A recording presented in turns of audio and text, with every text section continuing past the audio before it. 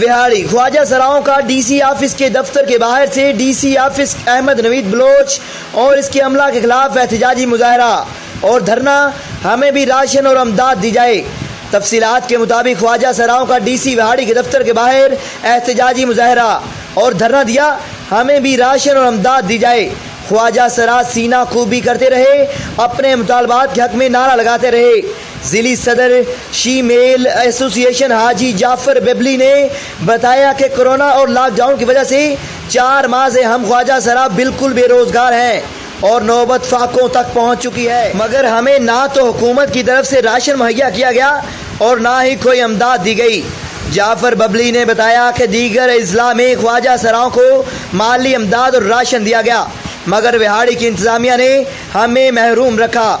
जब भी डीसी से मिलने की कोशिश की तो कहते हैं दफ्तर में नहीं है और एसी ऑफिस से धक्के मारकर बाहर निकाल देता है।